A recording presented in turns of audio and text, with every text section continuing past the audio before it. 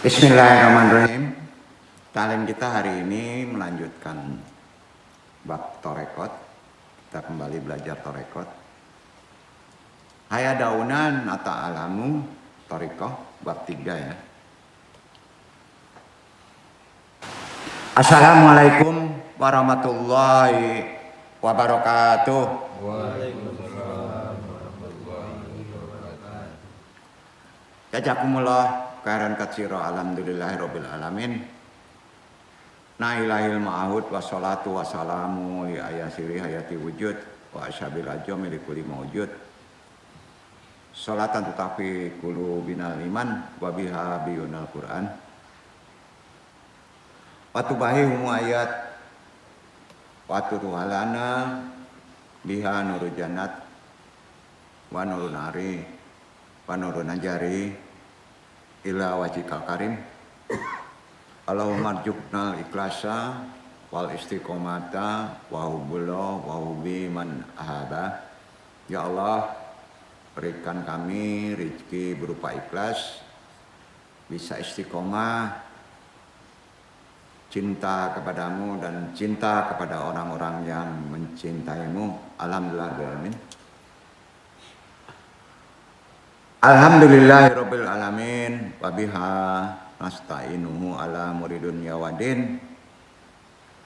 Wassalatu wassalamu ala isyrafil anbiya wal mursalin wa ala alihi wa sahbihi ajmain. Hamdan habibi hamdal mustaghfirin hamdan yu'asi yu'amahu yukafi majidah. Asyhadu alla ilaha illallah wa asyhadu anna Muhammadan abduhu wa rasuluh. Allahumma sholli wa sallim wa barik ala sayyidina Muhammadin wa ala alihi wa baitihi dzurriyyatihi ajmain. Subhanaka ilma lana illa ma 'allamtana innaka antal alimul hakim. Rabbi shrah li sadri wa yassir li amri wahlul 'uqdatam min lisani yafqahu qauli. Ya Allah, ya Rabb, lapangkanlah untukku dadaku, mudahkanlah untukku urusanku, uraikan simpul pengikat lisan ini, baik pentalim maupun yang ditalimi, agar bisa memahami perkataan talim ini dan Allah meridhoi. Amin amin ya rabbal alamin. Langsung aja ke talim kita, karena hal torekot ini cukup banyak dan itu amalan spesifikasi kita. Puji syukur kehadirat Allah Subhanahu wa Ta'ala dengan kodrat iradatnya, apalagi rahmatnya, kita masih bisa diberi waktu untuk datang ke tempat ini, bertolibul ini, jamaah iwan, khususnya ya ma'arahimakumullah, baik yang mengaji secara talaki langsung, juga Ikhwan mungkin yang mengaji secara tidak langsung semuanya, rahimakumullah. Di pertemuan ini Al-Fakir yang bodoh ini kita coba bahas tentang Dauna nata'alamu tariqah bab 3. Kita tekankan kepada dua daripada aliran tarekat yang boleh dikatakan punah, ya, tidak ada lagi. Tapi ini perlu kita pahami karena beratnya pengamalan Malamatiyah dan Kamaliyah. Dua tarekat ini pernah ada di Nusantara. Abu Yazid Bustami pencetusnya Malamatiyah, dan Kamaliyah ada Ibnu Arabi.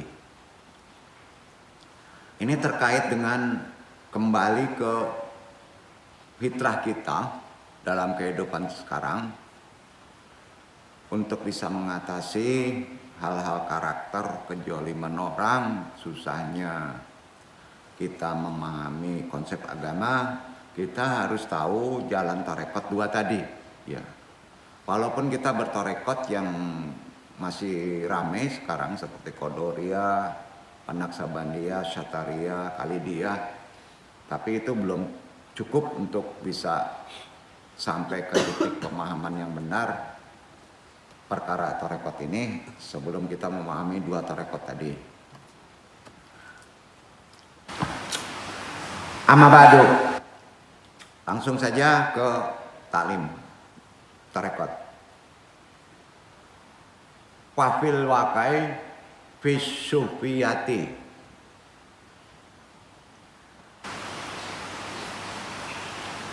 Lil insani an yuhaqiqat alal ibadati ilal bil samti. Walakina ayanawai minas samti yumkinu an yuhaqiqal qiyamas samiyati fil ibadati. Artinya sesungguhnya dalam ilmu tasawuf, teorinya amalnya tarekat, seseorang bisa mencapai ibadah tertinggi kalau itu diamalkan langsung ilmu tasawuf diamalkan dengan tarekat. Bisa mencapai ibadah yang tinggi hanya dengan diam. Hanya dengan diam. Hanok gitu orang ini. Tapi diam yang seperti apa yang bisa mencapai nilai yang sangat tinggi dalam ibadah? Itu yang Andung curai dulu. Ya. Karena itu perkara diam ini Nabi Muhammad SAW bersabda. Ini sabdanya sahih riwayat Ad-Dalami dari Abu Hurairah. As-samtu ahamu as-samtu ala darajati ibadati. As-samtuku berdiam. Berdiam diri itu adalah lebih utama. Diam adalah ibadah tingkat yang paling tinggi. Hadis ini sahih. Nah, jadi dengan diam aja ibadah kita tinggi sebetulnya ya. Nah, di sini yang perlu kita pahami perkara asyamtu tadi, diam.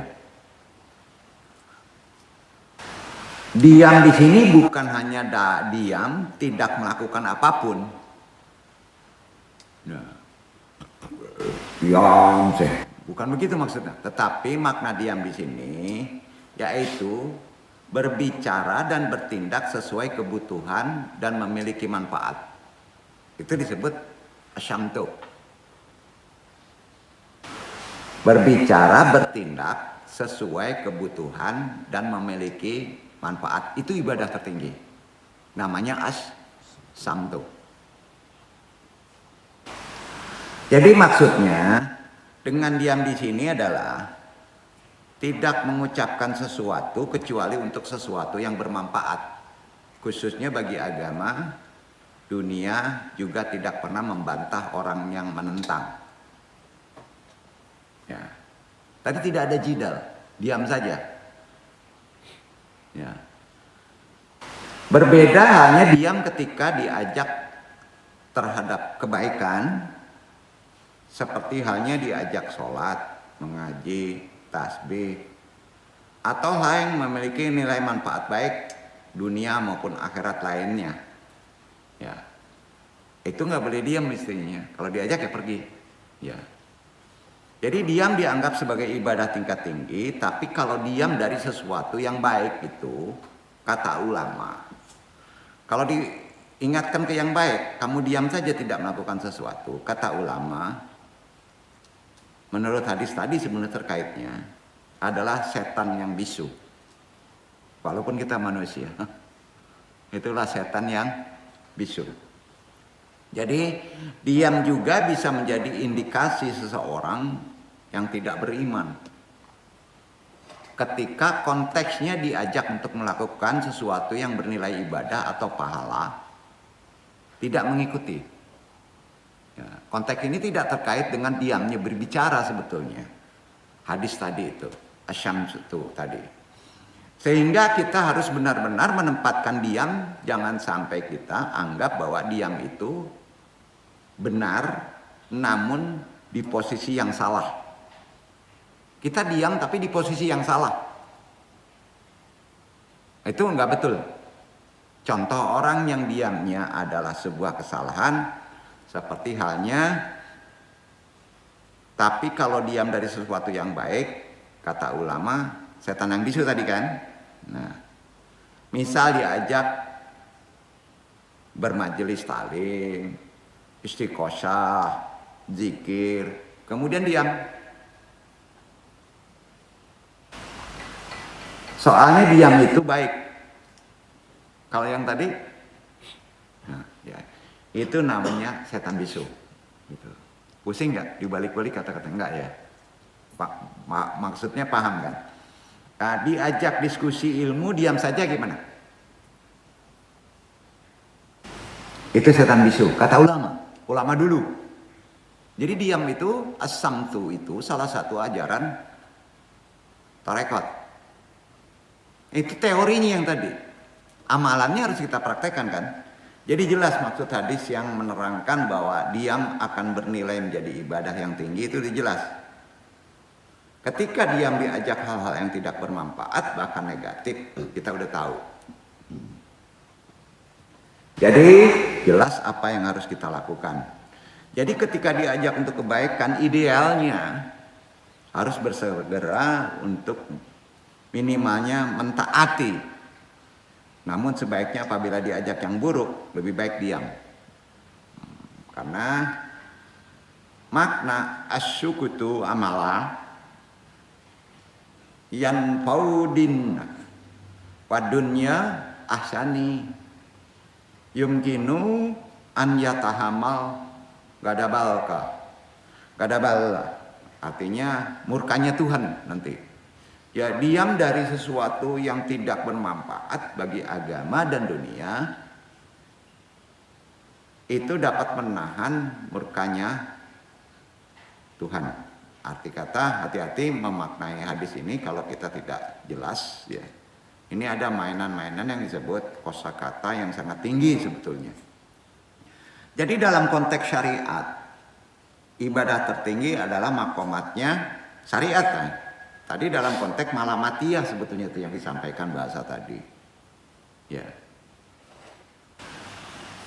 Dalam konteks syariat ibadah yang sifatnya tinggi adalah makomatnya ihsan. Apa? Ihsan kan? Kemarin. Ya. Diamnya gimana ihsan itu? Merenung. Serba dilihat, diawasi Allah dimanapun berada. Kan diam tuh, ya kan? Itulah diam yang baik. Perkara ihsan di bab sebelumnya kan udah membahas, ya. Nah, nggak mungkin kita ingat Allah itu ngomong kan, ya. Jadi konsep agama kita arahkan dulu ke sini supaya lebih jelas makna tadi. Konsep agama dan budaya adalah dua hal yang tidak bisa berdiri sendiri-sendiri. Nggak bisa. dan tidak bisa saling ditiadakan. Bisa nggak? Enggak. Ya, makanya berbeda dalam segala amalan. Kedua konsep tadi, konsep agama, konsep ibadah, itu memang sudah ditakdirkan untuk bersatu dan mengisi satu sama lainnya. Jadi kita beragama tidak bisa melepas juga budaya. Jika kita puasa umpamanya, salah satu perintah agama kan, betul kan? Maka kolak pisang itu berbuka budaya. Betul. Iya. Makanan itu budaya, kolak pisang budaya. Budaya itu beda-beda. Di Mekah nggak ada kolak pisang ya, mungkin kolak korma. Ya. Jadi segala atribut budaya itu banyak berbaur dengan agama kan? Ya. Kalau antum pakai pakaian gini, itu budaya nih pakai. Berada di Mekah bingung orang Mekah ya.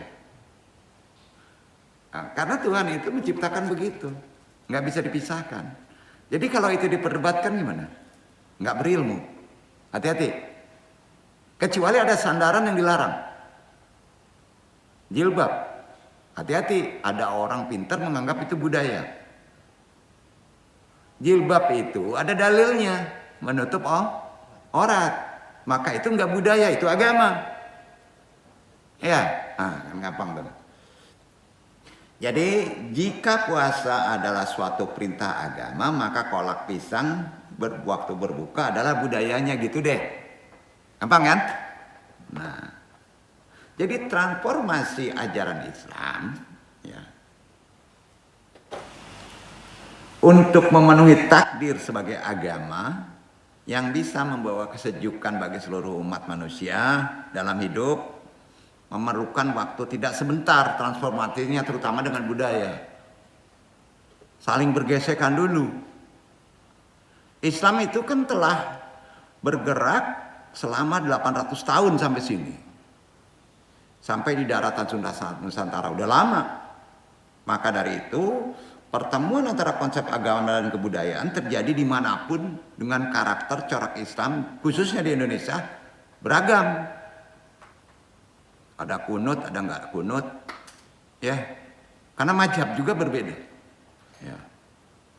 Karena di Indonesia dihuni oleh ratusan ribu budaya, suku, tradisi kan. Nah, bapak-bapak pergi aja dari Sumatera Barat, lepas ke daerah Lampung, bapak-bapak sholat subuh gimana? Di sana ada kunut. Ya, ada kunut. Tercampur kunut itu dengan budaya. Kenapa ada kunut? Ya, tercampur. Sejarahnya begitu. Ini panjang kalau diceritakan. Ya. Dan itu baik. Jadi ngikuti. Maksudnya gitu.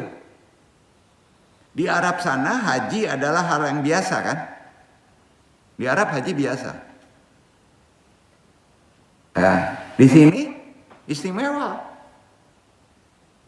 Kenapa istimewa? Karena jauh mungkin ya. Gelarnya melekat nggak? Lekat. Kalaupun nggak mau orang itu kadang-kadang. Kalau di Jawa berubah menjadi wakaji. Wakaji itu artinya kalau pulang dari haji itu ceramah dia. Walaupun nggak ngerti. Yang penting haji. Tuh. Karena nempel geraknya. Nama haji tadi. Makanya wakaji. wakaji. Gitu. Banyak ya kayak gitu. Nah, haji itu gelar bukan? Bukan. Ya, jadi nggak nempel. Nah, Nabi Muhammad SAW ya sampai di Indonesia mendapat gelar sapaan nama tambahan. Kalau di Jawa Kanjeng. Ya, betul. Syaidina bahasa kerennya. Betul kan? Nah, pas ada orang melarangnya jangan marah, diamin aja. Diam aja. Karena kita tahu perbedaannya, mana yang agama, mana yang enggak. Sholat berubah nama di sini. Di Jawa apa lagi? Sembahyang. Coba renungkan sembahyang. Sembah dewa kan? Hyang. Itu budaya, karena terkontaminasi dengan budaya Hindu. Tak kalau itu diperdebatkan heboh nggak? Ribet kan? Jadi di sini kita memerlukan ilmu tasawuf bahasa hati ya, kearifan. Ya. Itu tasawuf ya.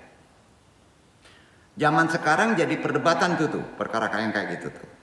Celana cingkrang, jenggot, baju gamis, sorban. Itu semua budaya. Budaya ya.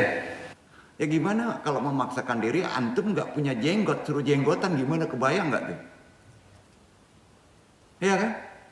Ya. Beda dengan jilbab ya. Untuk wanita itu ada dalilnya. Tadi udah disebut. Jangan dikotak-katik jadi budaya. Jadi aneh. Banyak ulama nih mulai macam-macam kan. Ya. Nah disinilah kita pentingnya belajar bertorekot. Ya.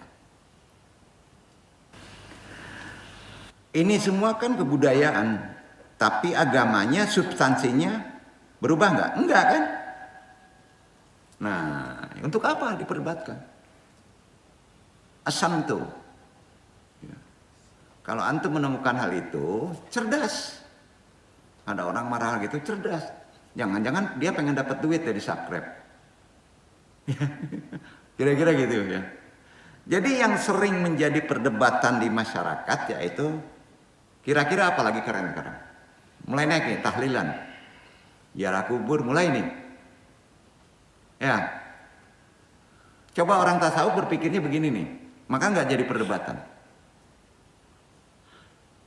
Ada yang mencoba menyeretnya, dulu memang nggak boleh, tapi akhirnya dibolehkan oleh Nabi karena di sana ada sisi kebaikannya. Ingat mati, ya. Yang tidak baiknya memang banyak. Kalau dia tidak berilmu, tidak diilmui, minta ke kubur, kuburiyun namanya. Ya. Walaupun ada niat juga bahaya itu. Jadi hal tersebut. Kalau tahlilan, ziarah kubur itu sebenarnya permasalahannya di produk doa aja. Betul nggak? Di produk doa. Sehingga tidak semestinya dipermasalahkan apalagi saling sesat menyesatkan. Kalau ada orang Islam meninggal, nih produk doanya ya. Agama menyuruh kita apa? Nggak dibakar kan? Kubur. Nah, semua ulama sepakat. Mayat itu harus didoakan nggak? Iya kan? Sepakat juga ulama. Nah, permasalahannya cara berdoa setiap orang, tiap daerah beda-beda. Jadi tahlilan itu ada tambahannya tahlil. Doa kemalangan ada tambahannya. Di Indonesia kan serba ditambah Ini produk doa nih. Jadi cara itu metode jalan di tarekat berbeda-beda. Cara berdoa, cara itu kan metode. Atau jalan kan cara. Tarekat juga berbeda-beda begitu kan? Kan nggak masalah. Satariyah begini, jikirnya Qadariyah begini, ya. Jadi kalau di sini tahlilan, nggak boleh tahlilan 7 hari, di sana ada 7 hari. Jangan langsung dipatok ke akidah. Hadisnya kadang-kala juga kacau nih, ngambil-ngambil. Nah, disinilah yang perlu kita pahami dalam konsep gimana sih pola berpikir tasawuf teorinya. Nah. Sekarang ada yang aneh mendoakan secara online. Ini mulai. Ya. Lalu berdoa mengeningkan cipta kan? Ya. Dan ada juga yang tahlilan. Apabila persoalan itu ditelisik lebih jauh lagi ya, maka akan menjadi permasalahan bahasa. kalimat tahlil itu la ilaha illallah. Ya. Yang mendapat akhiran. Ya. Orang Minang, orang Jawa, bahasa Indonesia selalu mendapat akhiran. Dalam bahasa aja jadi masalah sebetulnya kalau kita di sini kita akan arif. Tahlil la ilaha illallah pas disingkat menjadi tahlilan. Tambahan. Ya. Kerudung, jilbab. Sedang dipakai disebut kerudungan. Ah itu yang diperdebatkannya tuh. Ya. Jilbaban. Ya. Kan tambahan. Jadi produk bahasa itu yang jadi perdebatan.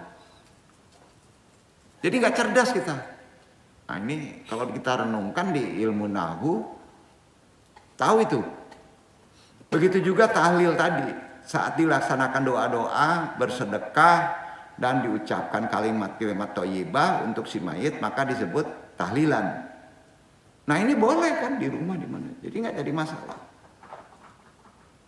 Tercampur dengan produk budaya. Udah begitu aja lah ya.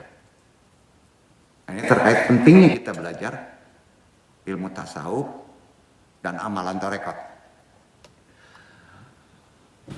Fenomena ziarah kubur, ziarah ke makam-makam, sanak saudara, para guru, para kiai, para habib, para syahid yang tersebar di seluruh pelosok negeri justru membawa kemaslahatan loh. Itu kemuliaan seorang syekh, walaupun sudah mati masih membawa rezeki. Bingung. Kalau ziarah kubur, ya kalau ziarahnya satu, kalau guru-gurunya diziarahi semua, dan akhirnya kalau orang Padang aja misalnya ziarah ke Ulakan. Itu manfaatnya apa? Bus pariwisata laku. Ya, apalagi? Odong-odong laku, ada odong-odong. Ayo kan?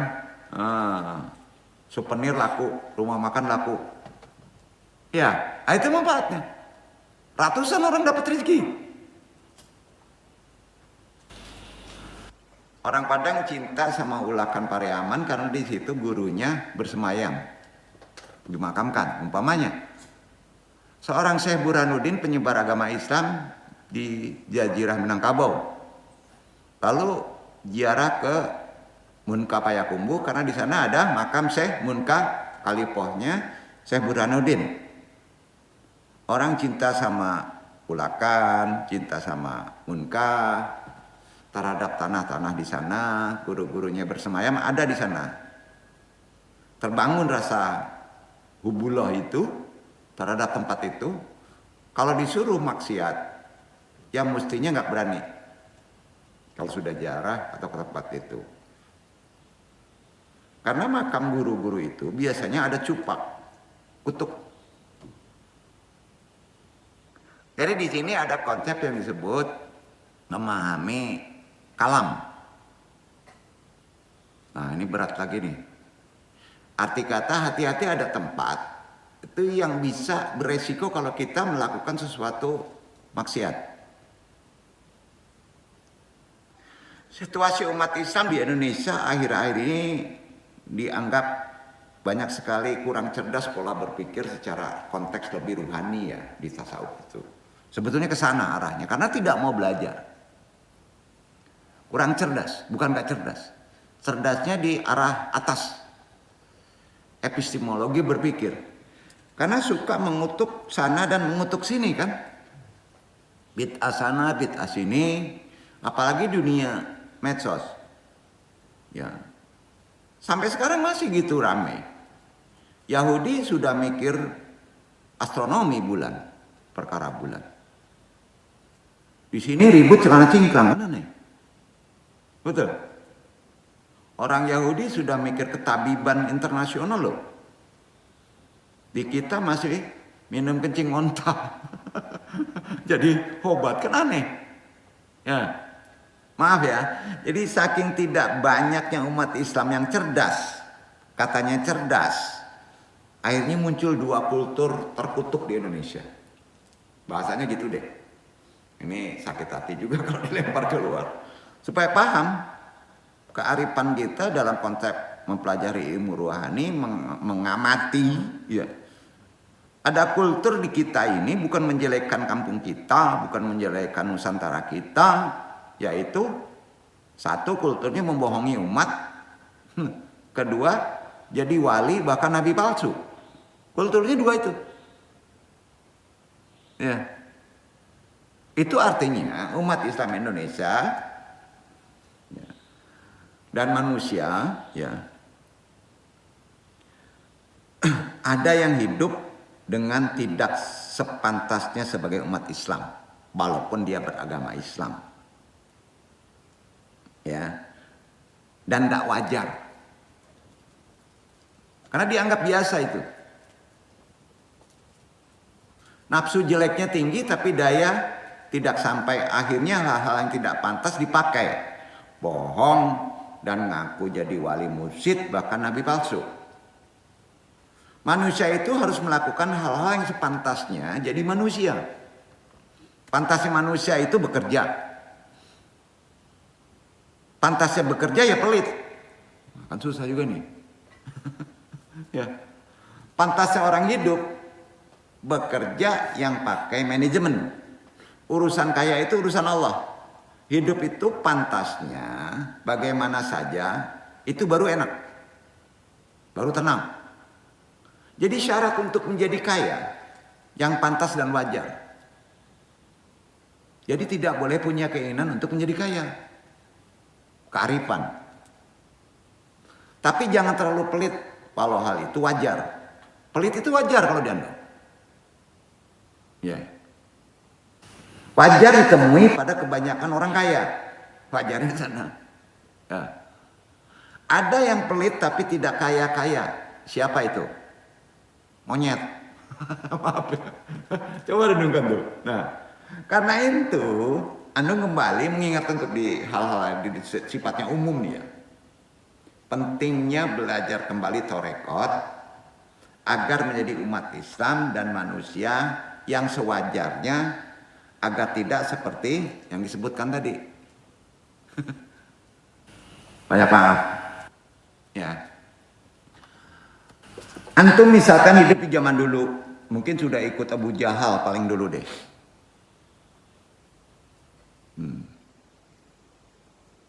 Ini ngeri kalau kita tidak mendalami lagi kearifan dalam ajaran tasawuf. Ikut rombongan yang tidak percaya kepada Nabi Muhammad SAW. Jadi agar kita menjadi umat akhir zaman yang tahu diri, amalkan Torekot, bukan paham teori saja. Kalau paham teori namanya tasawuf. Pertama, kita masuk dulu, kenapa mesti ditekankan belajar kembali Torekot, membutuhkan lagi ajaran Torekot dan tasawuf ya. Kondisi zamannya begitu. Jadi jangkauan kita pola berpikir udah paham, kenapa kita mesti pelajari ini. Ya. Pertama yang mesti kita pahami dalam kehidupan bertorekot, di awal-awal setelah Torekot Qadariyah ada suatu aliran yang disebut Torekot Malamatiyah. Ini kita ambil petikan ajaran kondisi kejelekan kehidupan zaman sekarang. Ya, Malamatiyah adalah aliran yang sangat ekstrim dalam hidup zuhud. Ekstrim hidup. Jadi beda, sederhananya beda dalam Malamatiyah ini.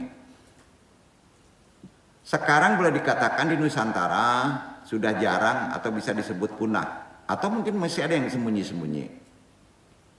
Tapi amalannya bagus. Tapi hati-hati kalau kita tidak paham Malamatiyah ini beresiko juga nih. Diyakini Tarekat Malamatiyah ini memiliki laku berat karena harus melakukan tirakat moksa. Bahasa kerennya gitu, moksa itu artinya menghilang. Baik secara fisik maupun secara rohani. Jadi lebih banyak ke kesaktian. Karena itu tarekat ini juga memiliki riyadhah, amalan yang sifatnya berat. Ini jarang dibahas. Harus bisa menghilang dalam segala hal berkaitan dengan duniawi. Harus hilang. Badannya tetap ada, tapi harus hilang. Dia harus mencontoh perilaku kebumian, perilaku tanah. Banyak orang kena cupak perkara tanah di Minang loh. Dulu Malamatia ada di Minang kuat. Yaitu mengamalkan dharma bakti layaknya sifat bumi. Ini bahasa mudahnya gitu deh. Bertabiat seperti tanah yang mau dijadikan tempat berak oleh semua orang. Tanah kan untuk dijadikan tempat buang kotoran. Artinya dia harus menerima diperlakukan hina di hadapan manusia. Itu Malamatia.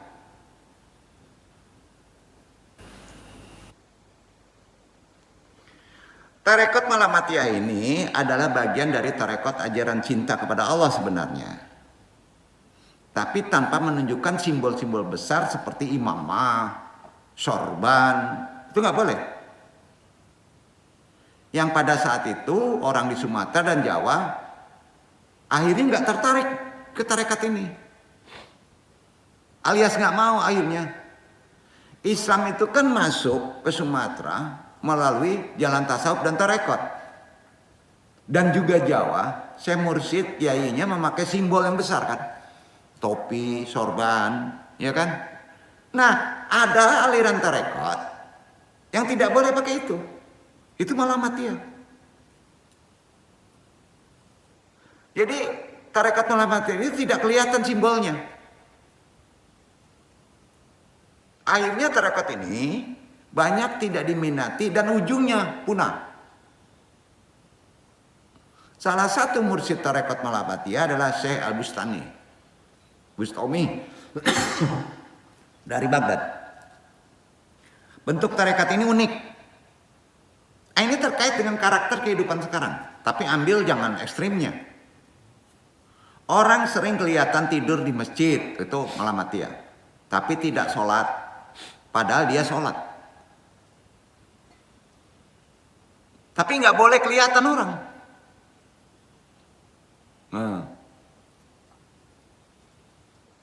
Nggak boleh kelihatan dia bisa ngaji. Pas ada orang seolah-olah dia belajar ngaji. Itu Malamatia.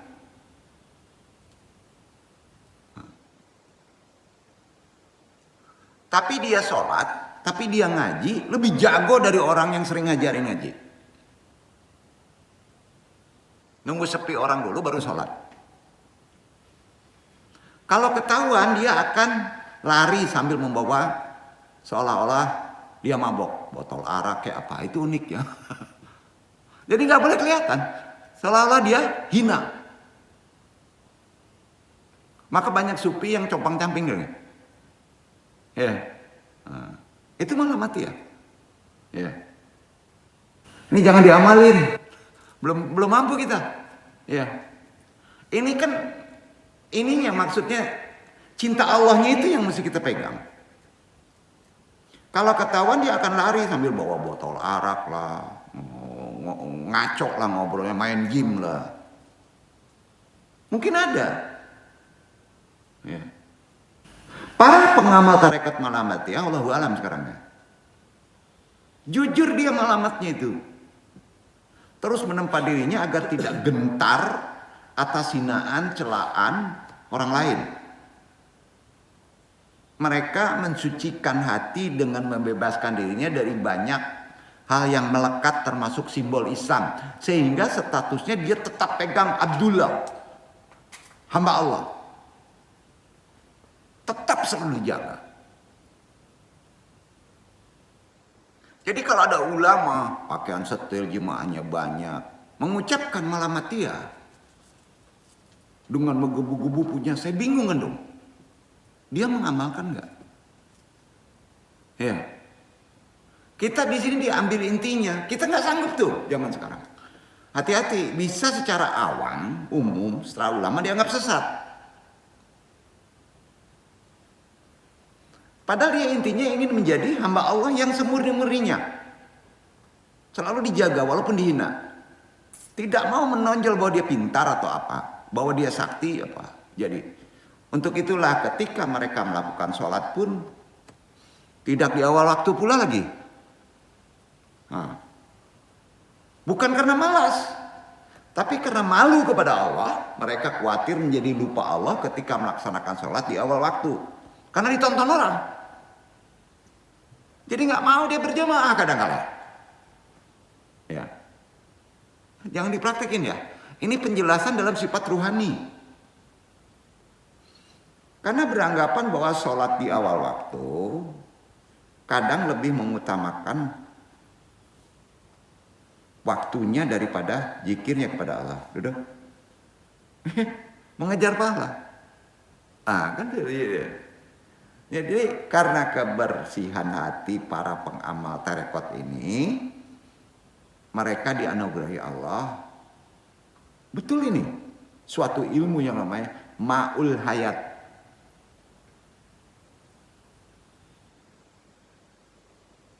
Air kehidupan, bedah goib. Betul itu, Ma'ul Hayat. Antum bisa bahasa Arab, umpama gundul botak ini, tapi antum tetap tidak bisa belajar ngaji bahasa Arab. Sanggup? Kalau antum punya ilmu. S3 UIN umpamanya nih, jago tafsir, jago ngaji. Sanggup nggak bodoh terus? Enggak. Nah, itu malah mati ya. Karena dia hanya Allah yang tahu. Berat prakteknya enggak? Berat ya? Dan itu mungkin ada. Itu diajarin.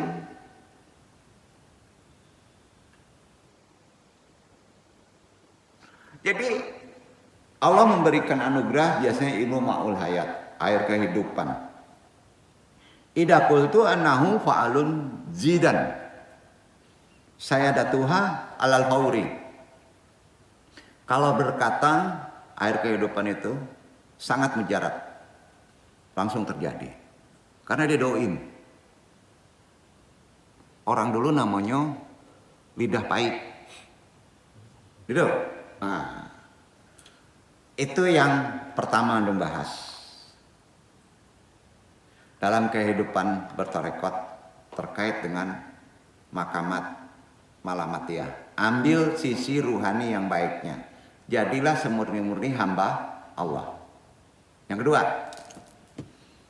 tarekat akmaliyah. Guru populernya paling top Ibnu Arabi. Pernah dengar Ibnu Arabi? Itu akmaliyah. Makanya konsepnya insan kamil. Manusia dijadikan sesempurna-sempurnanya, malaikat terus kalah. Itu dia konsepnya. Hampir sama dengan malamatiyah sebetulnya tarekat ini. Namanya akmaliyah. Sudah punah juga. Walaupun ada yang belajar teorinya tasawufnya. Buku ilmu Arabi kan banyak. Buku Al-Bustami banyak juga. Itu kaitannya malamatiyah, akmaliyah. Ya. Ini terkait dengan kehidupan yang kondisi sekarang mesti gimana diambil sisi baiknya. Jangan ekstrimnya. Nanti gak ikhlas antum. Jadi tarekat akmaliyah ini hampir sama dengan malamatiyah. Tarekat akmaliyah ini adalah tarekat cash and carry. Bayar kontan. Langsung pulang. Gitu aja deh. Ada ulama ngomong kayak gitu deh. Nukil ya. Cash and carry gitu. Paham ya? Ada seorang murid si Fulan, kita contohkan aja akmaliyah ini agak berat ya. Nah, malamatiyah masih mudah. Malamatiyah itu menghinakan diri gitu lah. Tapi jujur karena ingin menjadi hamba Allah aja. Ya. Akmaliyah ini bedanya gini, ke pembuktian. Lebih cenderung ke pembuktian. Si fulan membuktikan kebenaran atas keberadaan Allah. Antum, Allah itu ada ya untuk tarekat Akmaliyah ya. Tidak begitu, pengertian Allah ada harus dibuktikan. Nah, berani nggak nih ya? Ia tidak merasa cukup hanya dengan mencapai ucapan lisan syahadat tauhid dan syahadat rasul. Enggak. Asyhadu alla ilaha illallah, asyhadu anna Muhammadur Rasulullah. Orang tarekat Akmaliyah enggak cukup itu. Kalau kita kan cukup sampai situ, percaya imani aja. Akmaliyah enggak begitu. Syahadat tauhid dan syahadat rasul itu harus dibuktikan.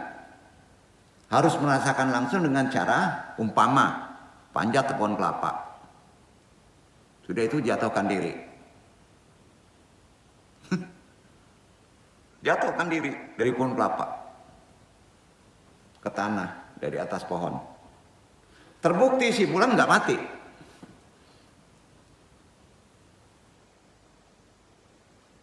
Setelah menjatuhkan dirinya, baru dia percaya. Makanya punah mereka. Itu di Ibnu Arabi. Ya. Saya harus membuktikan kalau Allah itu ada. Sekarang saya sudah percaya. Karena jatuh, saya tidak mati. Ayo. Ada orang sekarang berani kayak gitu. Dan itu ada, diajarin orang dulu. Jadi antum kalau misalnya pengen jalan di atas air, kelelep. Ya repot. Kelelep antum. Nah ini dua tarekat ini. Ada satu tarekat Tajaniyah. Itu larinya nanti ke Kanuragan Kebal. Antum sampaikan dulu ajaran sistem. Jadi udah tahu ya, Malamatiyah larinya ke sana. Ya. Akmaliyah larinya ke sana, ke pembuktian. Malamatiyah larinya tidak mau terlihat oleh orang. Ya. Dia bisa ngilang. Aduh. Menghilangkan diri gitu. Dasarnya tadi dia tidak mau ada ria. Itu ya. Jadi disebut tarekat Akmaliyah itu sempurna. Makanya ada konsep di Ibnu Arabi insan kamil. Makomat tertingginya kan? Coba baca bukunya. Lahir batin, dohiran, wabatinan disatukan oleh pengamalnya berjiwa tauhid. Tidak hanya mengucapkan syahadat tapi juga syuhudah. Syahadat itu memerlukan syuhudah. Melihat bukti. Antum syahadat. Asyhadu alla ilaha illallah, asyhadu anna Muhammadar Rasulullah. Maka syuhudah itu kalau dikonsep dalam tarekat Qadariyah ihsan. Apa? Ihsan, di kopi. Nah kalau ini enggak, kebuktian fisik. Gawat enggak? Jadi dicari kebenaran syahadat itu, syahadat Rasul, maka pengamal tarekat Akmaliyah ini juga harus membuktikan kalau lafal mulia ya hayu ya qayyum lebih kuat dari api. Benar juga nih Al-Quran. Ya hayu ya qayyum. Jadi bukan bahasa kita bisa nyebut ya hayu ya qayyum, tapi kalau belum melakukan amalan Akmaliyah, jangan pegang tuh api. Kebakaran tuh. Kira-kira gitu. Lebih kuat dari api. Karena hakul yakinnya mengucap lafal itu sambil pegang api dia zikirnya. Antum berani? Ya. Ada yang lebih tinggi di sini aja kok. Bisa bedah kok. Nah gitu aja lah. Jadi jangan bingung dulu. Anda nggak ngajarin ke situ. Tapi ada metodenya. Nah ini kan harus malamatiyah. Kesempurnaan itu harus malamatiyah. Kalau antum ingin dilihat orang jalan di atas air, kelelep antum. Susah nggak? Susah ya?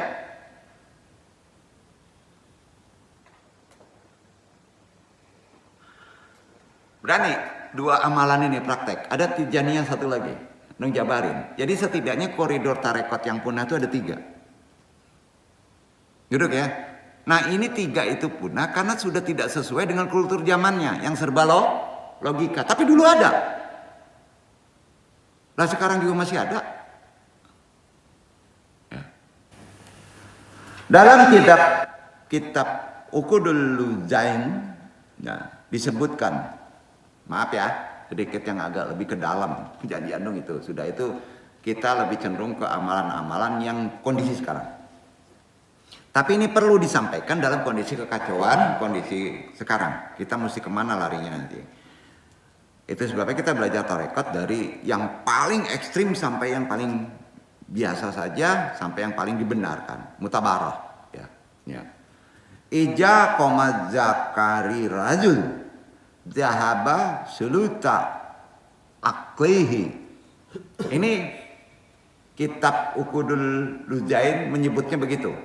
Maaf, jika penis laki-laki sudah berdiri, maka hilanglah 2/3 akalnya. Imam Nawawi karangannya, bukunya Uqudul Lujain halaman 94, silakan baca. Kalau ditulis, dipraktekkan tesis, bingung antum tuh. Ayo, itu nggak perlu loh. Ija koma zakari rajul jahaba sulutsa aklihi. Jika penis laki-laki sudah berdiri, maka hilanglah 2/3 akalnya. Bedah nggak nih? Bedah ya. Nah, gini.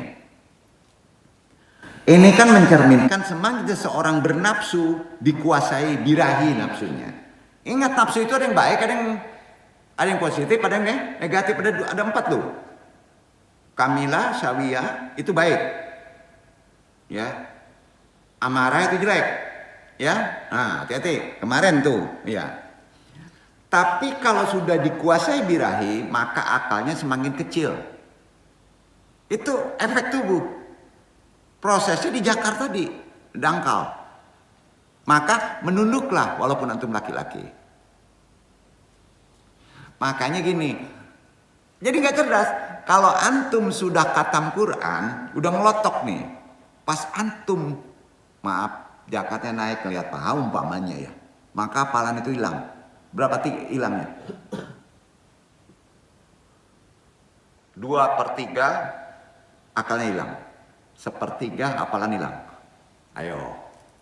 Jadi bukan cerdas, sulit, blank. Akal itu ada kapasitasnya, sama dengan pikiran. Gimana ini kepekaan batin? Ya, repot nggak?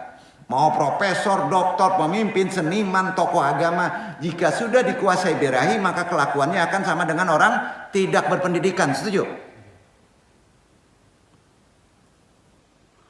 Mendobrak aturan, etika, moral seperti orang tak beradab. Walaupun tinggi ilmu agama. Karena akalnya tidak berfungsi maksimal. Itulah yang membuat tarekat dan ilmu tasawuf bisa disejajarkan dengan ilmu fikih dan ilmu akidah. Itu sejajar. Karenanya para ulama sufi dalam memeras intisari Al-Quran dan As-Sunnah sangat hati-hati. Detail, eksklusif, mendalam lagi. Sejak zaman Rasulullah hingga zaman kita sekarang, Al-Quran dan Sunnah tidak berkurang dan tidak bertambah, betul? Ya, tidak bertambah, tidak berkurang, satu huruf pun tidak, termasuk Sunnah sebetulnya. Namun kajian ilmu fikih, nah yo, fikih, misalnya. Terus dinamis sepanjang waktu kan. Ada perubahan kan. Dinamis sepanjang waktu. Tersebab apa? Ijtihad fuqaha. Ahli pikir, ilmu fikih. Ijtihad fuqaha. Di situ kalau ini ijtihad baik yang tadi pengertian Uqudul Jain tadi harus dibaca. Kecerdasannya beda. Maka ada perintah puasa. Dalam menghayati kandungan Al-Quran begitu, termasuk juga sunnah. Kalau akhlak kita kacau, sulit tuh. Apal pun sulit. Makna lapisan nggak dapet deh. Otomatis itu. Kecerdasan tidak dikaitkan pula dengan gen, IQ, beda. Khusus spiritual beda. Karena hubungan antara ilmu tasawuf dan suluknya tarekat sangat dekat. Ada amalan. Salah satu pendapat yang patut diingat adalah ucapan Imam Malik bin Anas radhiyallahu anhu, pendiri mazhab Maliki. Untuk sandarkan dulu ke sini ya. Nih. Man tasyawafa bi ghairi ilmi faqih yusama janada. Jindik. Wa man ta'alam ilmi faqih duna an yatasyawafa yusama fasyikun. Fasik. Faman waja bainal amraini fahuwal kabiru bil haqqi. Barang siapa yang bertasawuf tanpa ilmu fikih, maka dia disebut jindik, artinya orang yang pura-pura beriman. Itu jindik. Dan barang siapa yang mendalami ilmu fikih tanpa bertasawuf, maka disebut fasik. Jadi nggak boleh ditinggalin syariat, harus belajar tasawuf. Barang siapa yang menyeimbangkan antara keduanya, maka dialah ahlul hakikat yang sebenarnya. Syariat, tarekat baru naik ke hakikat. Nggak bisa dipisahkan. Ini ada di referensinya Al-Futuhat Al-Ilahiyah fi Syahri Al-Mabahid Al-Asyaliyah halaman 64. Itu nama kitabnya. Allahu Allah, Allahu Allah, Allahu Allahu Allahu Allah, Allahu Allah, Allahu Allah, Allahu Allahu Allahu Allah, Allahu Allah, Allahu Allah, Allahu Allahu Allahu Allah, Allahu Allah, Allahu Allah, Allahu